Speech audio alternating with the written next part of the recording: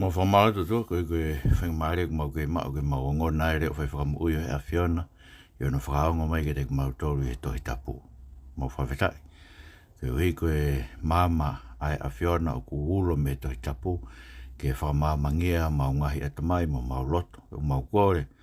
E ring mai moha lau mare maa ino nio tu ke hiko e wewe me ngau haa mo e uri me kovi ke toa pe i o mau ngahi loto ka mau tarianga vai vai ho wholofola ai o kune mawhai ke whakamu ui ho mau lau maari e. E si Isu Christ ko alo ko mau whakamu ui. Amen. Ko kore ke uwhangai benga hi tara whatapu tope whaafaked be me wharen ta mo mau mawhapalu whakahore tau proklama whakawui ke koen i he lotu tohi tapu ai a koe lotu ia whahino hino me tohi tapu e hala o e mea ke tau tui ki ai mo e mea ke tau mo ui aki. Ai koe hinga bia lotu tohi tapu koe lotu whahinoni me tohi tapu ai mea ke tau tui ki ai mo mea ke tau whai. Ue toi whakaonga te befoku o si kamata e tau wako pea o atabe tau proklama ako ke mo hu mai o whanongo ai e whakaroloto e beho mo ui whalau maari e ma wako ki he temi koe ni ki he kaupalo fita ki mua ma kaupalo fita ki mui pea mo e tuunga mahu inga unau iai i he tohi tapu pea koe ia ka pau ke fie hu mai pe koe o whanongo koe hiki ke kau hena whalaroto ho mo i whalau maari koe whiaf moniti ko toa pe taimi valu PM o ku whakahawa te sum ke mo hu mai ai o kau whatahamu ki tamu ki mautolu i he whanongo i he ngahi ako koeni whotutu wike pe fitu e tem ai a koe wike hono tolu weni tau alu ke wose wike ua wike hono tolu weni koe wata bega pau ke whi hu mai o whanongo i he ako koeni kage koe ahoni tau hoko pe tau talanoa e tohi Ngaue pak tau au mene tau whanonga ke tohi Ngaue vahe ua pa koe ves tolu fitu ke wha fitu Ngaue vahe ua tolu fitu ke wha fitu pak tau eke ke tek tau tolu o pehe koe haa o kua koe ke tek tau tolu e otua me hene wholofola i he potu tohi koe ni koe haa ai ngahi ako naki ke tau tui ki ai mo e ngahi mea ke tau mo ui aki whahinuino ke tau tolu ki ai he otua me potu wholofola koe ni a Ngaue vahe ua pa koe ves tolu fitu ki he wha fitu pa koe ngai whakakaukau koe ni koe ngai whakaukau e nima ko tō mai ke hulhulu aki tau tolu me potu wholofola koe na Ngaue vahe ua ves tolu fitu ki he wha fitu koe ulu aki o kumalanga aki e Siasi ai o ngongorerei o si Isu Christ koe Eiki i mālohi e lau maari e ke whakaului mai ai e he otua ai kakai me he tok tangata anga ke heni. Ai a koe whakaukau koe ni tu e he vahe Ngaue vahe ua pa koe vestol fitu ke whanoa kau lau atu pea i he nau whanongo ki ai nei hukia ho nau loto pe nau pehe ki a pita ma ka apostolo ko toa pe ainga koe haa mau tolu ai e whai. Pea pehe pita ke tek nau tolu. Mo whei mo whakatomala. Pea taki taha baptaiso he wafa si Isu koe Misaia ki e whamore more mo ngahi ang hala. Pea te mo mao e mea ofa koe lau maare maa onioni. He o maa mo tolu e tala ofa. Pea mo whanau foki. Mo ki nau tolu ma mao. Io a ki nau tolu ko toa pe e wiangi e eiki ko tau otua. Pene lahi foki mo ngahi rea ki heke na ne whamamafa aki mo ne tautou e nginaki ki nau tolu he ne pehe. Mau tuku ki mau tolu ke whakamo ui me whainga anga kehe koe ni. Whahora tonu tau Eiki whawheta i beki hotpua. Aia, malanga aki he Siasi ko pita eni o tu o whahofonga he Siasi ne malanga aki o ngongole reo si Isu Christ koe Eiki me ana tau tānoa kia he tau proklama kua hiri malanga koe a pita ringi mai lau maare maa oni pea pehe e fukakai koe na nau whanongo ki rea kehe e kau tangata, kau apostolo, mo kina tole mo ak Siasi se wharema toko te wanoa na iringi. Ai lau mare maa ni o whakafonu a kina tau bea whakarea e kina tolu o nau rea o takitaha o ngoi e kakai koe na nau iai e ahako ia ene rea o ku whaiange ke te kina tolu he norea aki e ngai mea lalahi ai otua. Aia, koe bea tu rewa pita ne whamatala te kina tolu koe ke kona kau tangata koe ni ka koe mea kua hoko koe nau whakamo oni eni. Ko si Isu Christ koe na kalu se whai. Whakakatoa e tala te vita koe he kai tuku e he o tua ne toko taha tapu ke au hai whai toka sa me taha o noi. Kai ngatai ka koe tala koe kuhai i he ua sa mirela vai fitu e iai ha taha me ho manawa e whanofu ke taloni te vita. Pea e pure ia ke taloni e whotu hono taloni o tai ngata. Kai ngata pe ngai ngata ai ka koe tānoa ka e sa me te au hongo fulu vesu ra ki o pe he. Nofo koe ke to matau, ne folofola Eiki ki hoku Eiki, nofo koe ke to matau, kai oa ke o ngahi whiri ko tu unga vai. Aia, ngai folofola ko ia, whakakakato ia i aho koe ni, na ringi mai e lau maare maare ni, koe winga ai mea na nau whanongo ki ai, koe whakamooni ia. Ko haa ke aki e he o tuasi Isu Christ o a fio he taloni o te vita, whakakato ai whakotu e pureanga ta ngata ko te vita, pea koe pureanga e tau mau lau maare maa oni au, ni ringi mai lau maare maa oni ni ke te tau tolu, koe hui ke toi whakatupu fo ou e tau mo ui, ke whakakaua ki tau tolu ke pureanga ko ia, koe hui he koe pureanga ko ia, o ngau he ki tau tolu, wohi ki tau tolu, e lau maare, ko me lau maare te tau tolu ni hanga o omi ke tau loto e whakamooni, ko whakamore tau ngahi anga hala, pea ko ohi ki tau tolu whaiho tau whakamaa he taa kalaisi, pea ko ohi ki tau tolu e whahinga mou saa mo whakarieria hange ko ki tau tolu, ke tau kauai ke whamiri o to. Ko ngawe lau mare maanyo ni omi ke whakapapau i ke te tau tolu, ko kakai ki tau tolu, tau kau ke pureanga o to. Kaike, ke tua pita malanga ke mea ko ia, pea nau whanongo kia, nau whanongo ku hoko Christ ko Eiki, pea koe ulingi mea lau mare maanyo ni pea talamai nai hukia ho nau loto. Ai e kono mo ni, o whakalavea loto maube ai malanga kia si Isu Christ ko Eiki. I he iwi, me lau mare maanyo ni. Kainga koe mea mawinga bito koe ke tau malanga ke ai ke maari ia ai ongo anga e kakai. Beko whamaro beo, ka pau ke me ongo maari ia ongo anga, ngai mea ko whamatala tuka koe utau mua. Koe tau mua ai malanga ke hu kia ho mou loto, pea ke mou tafoki, whakatomala, pea ri aki e ngahi ulunganga koe mo wanga aki, pea tuwange e ngahi whai ke hori ho tau kakano, ka ai ke mate ngahi hori ko ia he iwe lau maari e, ka tau tūrolo ka kato ki eiko si Isu Kraisi o tuku ho tau ngahi mea mipa, koe ngahi mea mipa, ke whai aki a maa oni ai Eiki. Whanongo he wikeni, ngon wharaloma ko ia, ai koe kon moni koe tō ngā ane me tō he whini, wharaloma witu. Nau ngai maalunga e pureanga paku te pehe, nau Ngaue he ngahi, Ngaue anga maalunga e pureanga, te nau whia maaria he paanga. Maina foku moni be tala noa koe si Isu, whalafola e toa koe o ofa ke paanga, he kai pefe unga e paanga e ke te, ka koe mau me whaito kona tapu. Aia, koe e kāinga, koe taha ngahi mea o tau ongo, au bido ni hoko he tok tangata koe ni. He mai le waka tok tangata koe ni moni la si Isu, koe whalafola be, koe ongo rei be, ko si Isu Kraisi, e mālohi a lau maare maani, tene lava ke whakatafoki tau tolu. Koe hui ke o te tau kei, turi ke maua maamani mono ngahi maari, mono whangaki i ifo, mono whangaki i fia. He koe mea whai koe ne maranga pita pe hou kia loto e kakai, e pe nau eke ka pita, ko haa a mautolo e whai. So ke iwi, o rea ake o si Isu Christ koe Eiki, pe kou loto pau ki he otua. He ton ke Ngaue pe he a wholofola o tua o kou maranga ki atu e tau proklamani, iho mou loto, ke hou kia mou loto.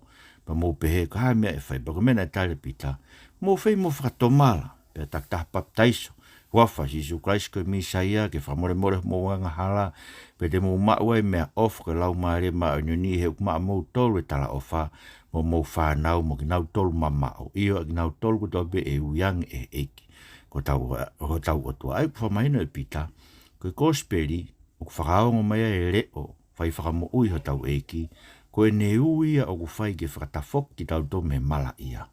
Ke whakatafok ki tau tō me he tūri ke mak o māma ko e ni mono ngahi mea.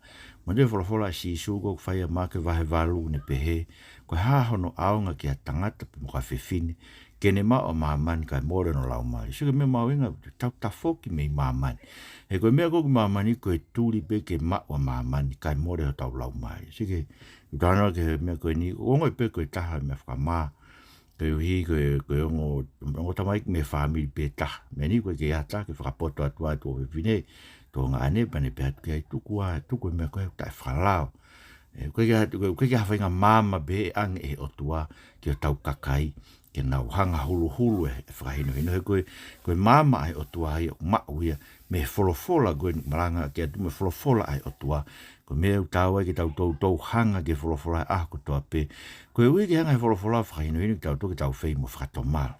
ta baptaiso sio ko pale ta baptaiso ko ta ne me ko ke fai siriana baptaiso ka kai tui baptaiso fangi vale ko me fai ni to tapu Juan Bel ke fra papa pe ko hunga be no fai baptaiso fangi vale ko hui ko tu pa ya Siasi mo ka mo matu a ke na hanga hu fekina gi bebe ko ni ke ilo gi bebe me fai ke te ya kai ha hu tu pa ke pe tu ge ko si su kala si ngai ko bui lot ko fra emeni kono winga fai baptaiso fangi ta mai ki ko winga ko kore Siasi ke ha tu pa pe tu ge si su kala pe frato mal pe papi taiso le vai baptaiso ngai ka tu ke fra mo ni ngai hala pe mo me fa la mare mai ni kai nga ko angan fra hino ko to tapu ke me au tau mau e tau tafoki ke Eiki frato mal papi taiso ma ulang mare ma oni pe tau ngona ai ui ai o tua ku fai ke tau mo ro mai nei ke be ke re to ta pe pita pe na ta fok ke mai no ko to tanga tanga ke he mon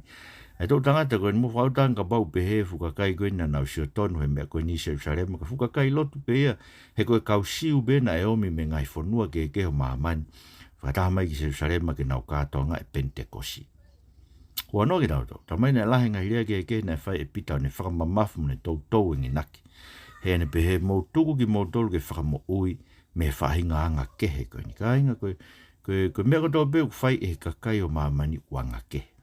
Pero mea utona ke ke ma kehe mo ui e kakai ko nau tafoki ke Eiki whatomala pe tafoki pe ko baptaiso anga koe baptaiso anga ia o e pekia mo e kaunga pekia kaunga te rio mo e kaunga whakato e tuk mo kalaisi he ko baptaiso anga ia o kakai tui.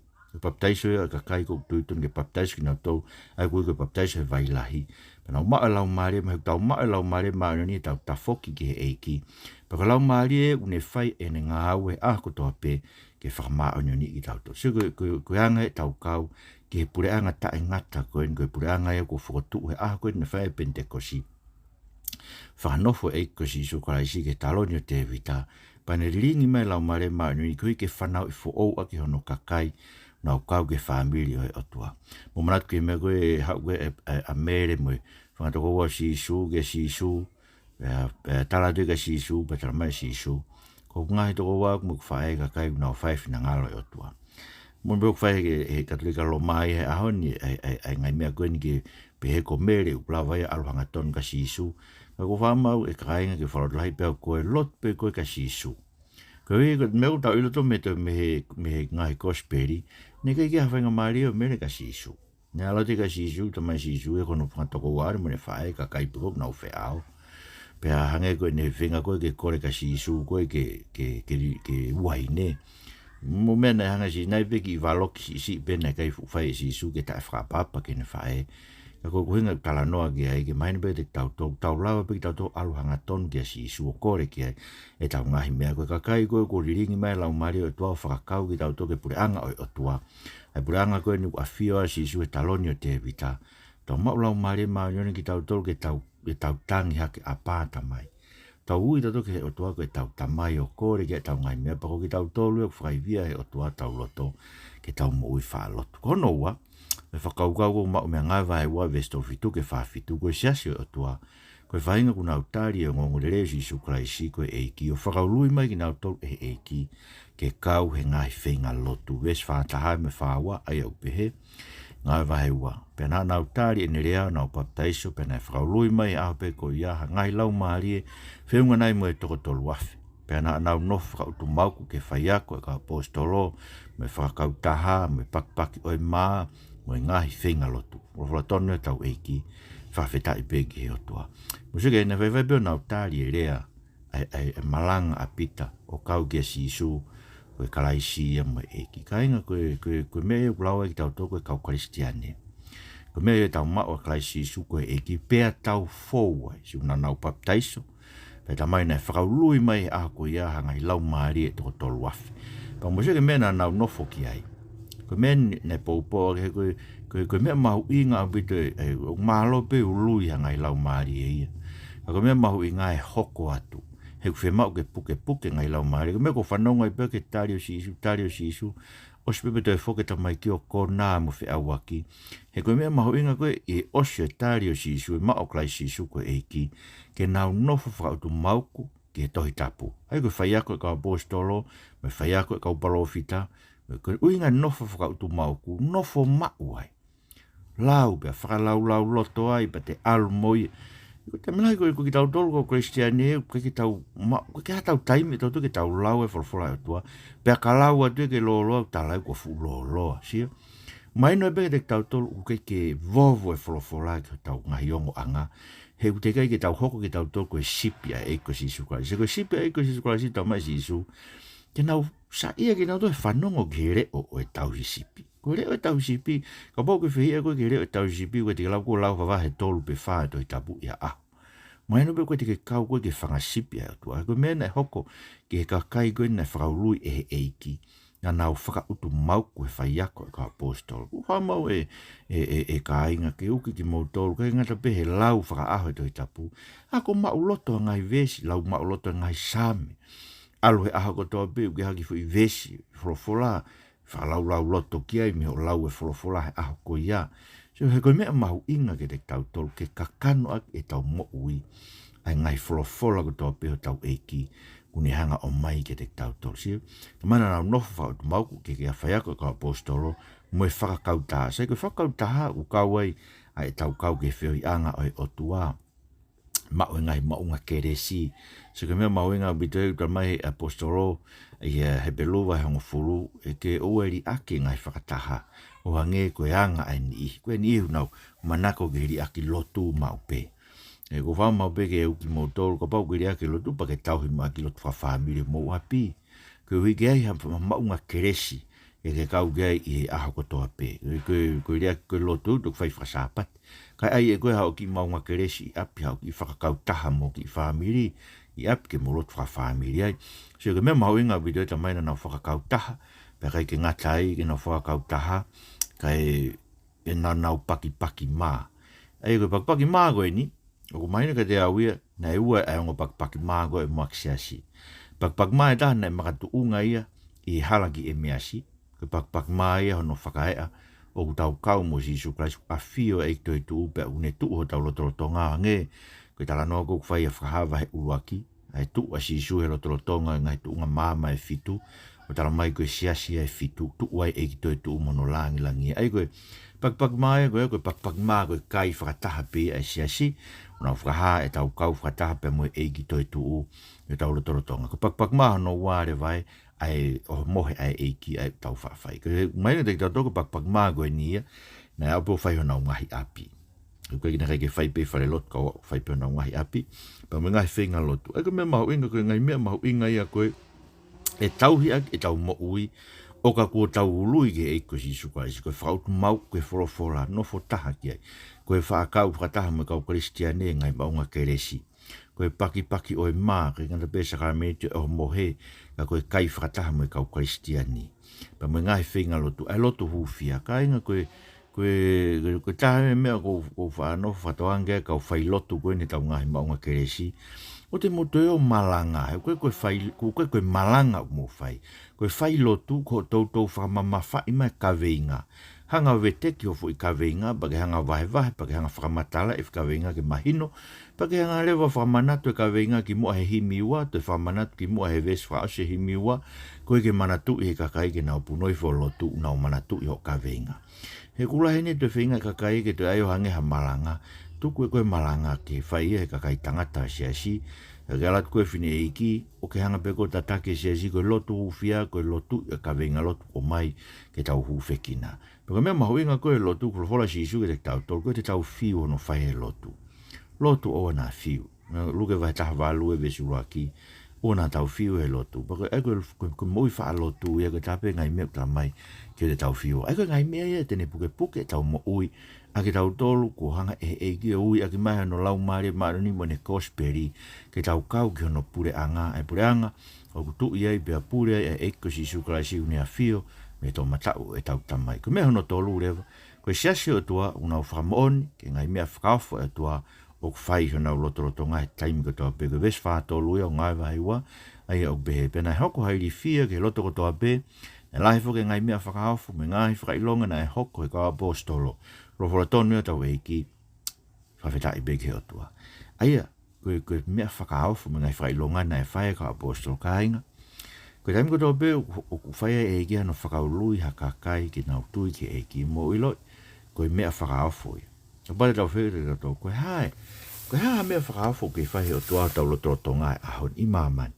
Pa koe tari, koe ne ririu e mo ui e kakai, whakatafoki na tome mala ia o heri, ke nau tafoki ke whakamonu ia e pure anga, ta e ngata koe ni kua whio Sisu Christ ko tau tu i mo e Eiki.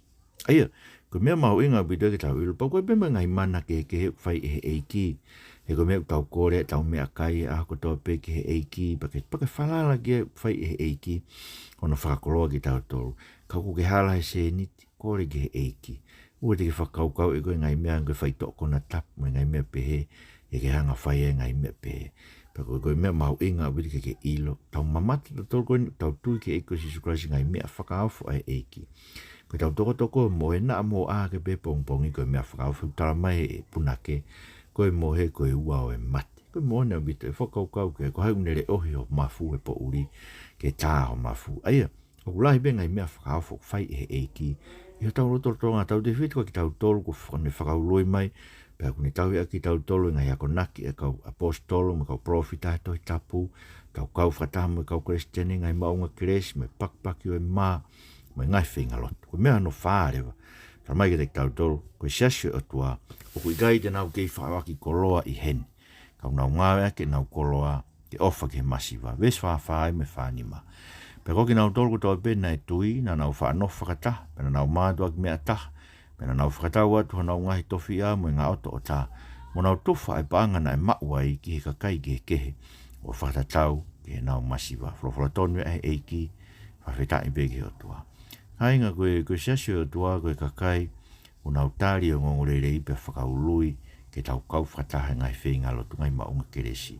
Ngai ngā taiga koe Siasi o tua koe kai nau mātā mea whakaawhoi a ko toa pe he Ngaue lahi o tua kwhai no ririu e nā mui. Pea kono tolu e koe Siasi o tua koe kai koe ke tau kei whaoa ki koloa i heni.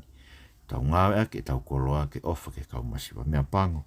E do sia he ahoni mea ko whaarea ki ai ko fua ake Ngaue kau whai whekau e paanga.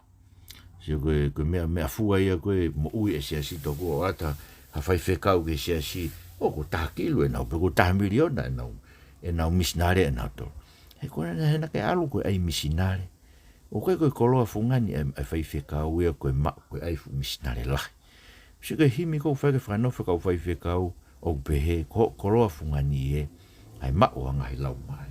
Ko sia i murini ke heo me kau whai whekau ai langa api, kumi api, ai langa whare. Si ke tō kehe ai whakamama whaia, me mea koe ku whakau koe ai ke tau koloa ake ngai mea o mamani, ka ke tau koloa ake ngai mea o hewani. Mea rei be ka pau ea ngai o tua tōnaki mapi ka ke o koe ke toton ke nofo mo ui e Siasia koe langa whare lotu, langa holo, langa whare whai whekau.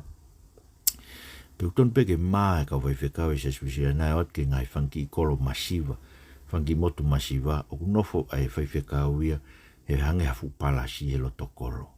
O ku ngari vare au ia tauto nofo ngai hu whare le lei pehe, kai si nofo masiva kakaia, o ngai kolo, whaka ofa au te hanga e nau nofo. Ai ko kuhinga tala noa ki ai, he koe Ngaue na whai koe mo Siasi, na ke nau kei wha ki koloa ki nau tolu heni. Kena nau ngā ki nau toi nau koloa ke ofa ki he masiva. So te peke tau whanongo, whai he Siasi, tau Siasi Wesiliana, ke nau wahe i hapaanga koe konga e nau pacheti wha misnare, koe paanga ke ofa ake kau masiva o e Siasi. O whai benga i mea ia kau whai e tua. O koe ke hapaanga i e Siasi, e tau behe koe tahe Siasi masiva, tau tolu niongo e tala mai, lau miliona e misinare pe alu begi o lunga. Koe alu begi o lunga ka pau kia sirini ki lava ofa ake masiva. Main leweu tau mako e koloa. Ka pau ke lava i ke mako e koloa, whanonga ke kamataanga pe tauni, o spe misinare se tau tai ngatanga tau kosi na fia miliona na to o mai na to ai paanga kumi paanga ko ai ki ha ko fefu paanga na watu ai ko no mo ni tau kolo ake ngai mea o eni mo ui ko ke tau fotu kolo ai ko tana ki paanga Ko mea yung mau inga ke te tau tolu, ko ke mau inga ke te tau tolu ia, ai mau e ngai lau maari, ko mo se ke au bito ia, mo tara mai ko kakai ko nina nau nofu atah, mea atah, pa nau whakatau ato nau ngai tofi a, mo nau ngā auto o tā, o tuwhai paanga nai mau ai ke kakai ke, whakatau ke nau masiwa, ai na kai ke ngata pe kakai pe o e siasi, nai me kakai ke pe nai masiwa, na nau ave nau tokoni ke nau ofa ke ko ngo te fito i Ngaue mau inga pe ua na fai he moak Siasi ko tufa ko speri na fai ka apostolo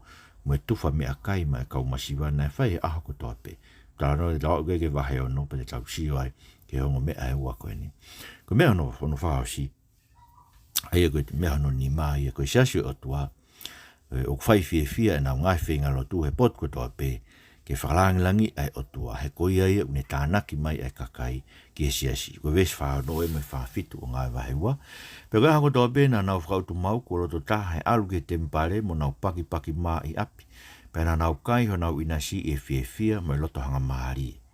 O nau tuku koloria ki he o tua, pe toka ngai kina ki nau tolu he kakai kotoa. Pēna whakaului e he Eiki ke nau whakataha he ahako toa pē, a ki nau tolu ko kamata mo ui. Whorofora tonu e tau Eiki. Whawheta i begi o toa. Aia, sige whai fia nau ngai whinga lotu. Tara mai ka hako toa pena nau whakautu mau kua loto taha he alu ke tempare. Ena nau whai whakahaha he tempare e nau ngai whakataha taha. Peka i ngatai, kana nau paki mā i api. Sio ke ngata pe o ke tempare, kai toi lere mo loto whamiri mo paki mā i api.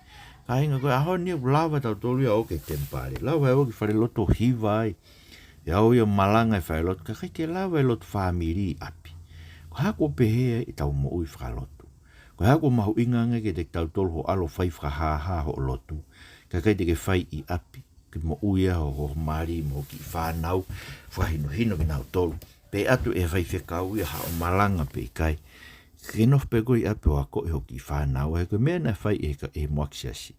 Na nau whakautu mau. Ai kono moni koe mea na nau tu mau e o whai mau pe. O nau alu mau beke tempare, nau whai whakahaha e nau ngai whakataanga, pia nau whai i api. Pia nau paki mā i api, nau kaiho i nau inasi, fia mo i loto hanga maari.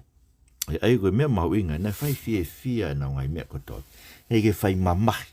Ke taha ngai mea ku mamafa ke Siasi, whai mamahi ngai fua e whatongia, me ngai whatongia pehe, pia koe ke belangilangi ia Eiki. E siu tamare na nau tuku koloria ke Eiki, toka ngai kina ki nau tura ka kai ko tope, pe nai whakaului he Eiki ke nau whakataha, i aha ko tope ki nau tolu ko kamata mo. Sio koe uhi koe nau nofo taha pea ki nau tolu, whai nau lotu, nau oke tempare, nau lotu i api, nau mao nau inasi fia, loto hanga maari, tuku koloria ki he o tua.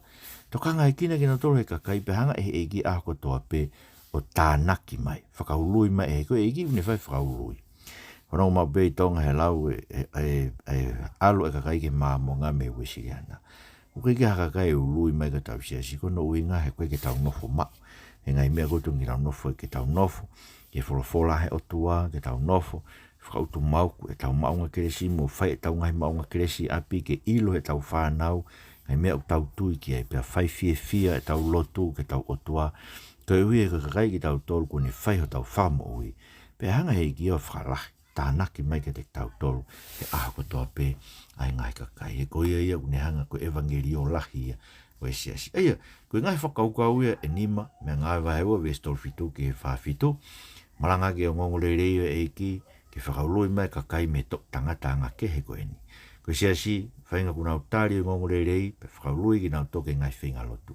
Koe Siasi o tua, unau whamaoni ngai mea whakawafo, whai e o tua e nau mo ui, una loto ngai aha ko tope ko Siasi o tua ko ina ke fa ki koloa hen ko na koloa funga ni na to ma ngai lau mari pa una fa koloa na to ilang a ke na fo ke na koloa i mamani ko Siasi o tua fa fia na ngai finga loto e pot ko tope i falanglangi o tua pe ko ia mi tanaki mai ai ka kai ge Siasi e ki mau ko ke pe mo falanglangi o wa fa ke tanaki mai a ka kai firi ke tau Siasi ko ke fa no fa no hinu na tolu ke ofa ai afiona. Mau kore tua ke peheni mo a tapu i kina mau whanua, tamatu i e tupo onu, me taini kuini na naspau, whare o tupo. Ai ke nau mo ia pasia ke te koe, pepe ke i pare mia, o ka moeriku, Waka Amerik mo ne kapneri o hofia si ek pare mia nga masin mo uirei ke teia. Ka more more tamau eki anga sin mo uirei ko ke fatongia mamaf ko fakke teia. Lawa whakakatu mo ne kapneti pe behe ngai family ko toa pe o e whanua. Mau kore tua whakakau mo ki mato ringi mau lau mare mare ni whakakau ki mato ke preanga ta ngata ke mau mau fia whatahai mo kakai e si Jesu Christ ko mau whamu ui. Amen. Kai ngata o whamalo ke Katarina tohi me wharen i whakataia programan ke whakakuatu. O whamanato te beta orita whawhamiri e fiaf mo e pongpong piko e fiaf pe ko e pongpong. Tāna ki mai ki whanau piko e mga puna e koe tangata eiki pe ko e whine eiki. Tāna ki mai.